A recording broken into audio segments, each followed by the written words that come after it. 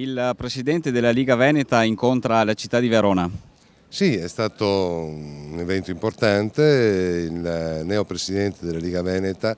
ci ha fatto visita proprio a Verona, è stato un incontro con tutti quanti i militanti, con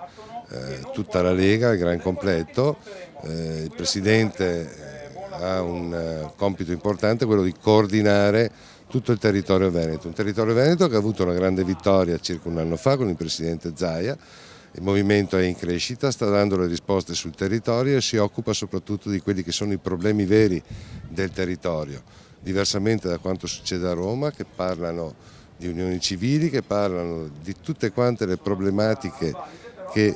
sarebbero secondarie rispetto a quella che è l'occupazione, quella che è la risposta sulla sanità, quella che è la risposta sul sociale, a quelle che sono le risposte vere e proprie che i cittadini pretendono da un governo in carica, anche se non è mai stato eletto. Parlando di concretezza, di territorio, di sanità, Assoimprese sta organizzando per il 15 di aprile un incontro sulla sanità a Lignago. Sì, faremo questo incontro fondamentale per far capire quali sono le azioni con cui la Regione del Veneto si contrappone ai tagli orizzontali. Le nostre azioni serviranno proprio a bilanciare i tagli orizzontali cercando di distribuirli sulla burocrazia, quindi sfrondando la burocrazia ed evitando di tagliare su quelle che sono le cure che vengono erogate sul territorio. La Giunta Zaia ha iniziato nel 2010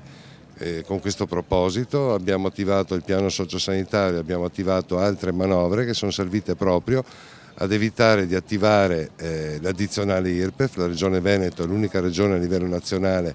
che non ha l'addizionale IRPEF e che quindi non ha messo le mani in tasca ai veneti, e ciò nonostante in equilibrio di bilancio eroga le cure, diversamente da altre regioni che hanno il massimo dei ticket, che hanno il massimo dell'addizionale IRPEF e non erogano nemmeno i livelli essenziali di assistenza.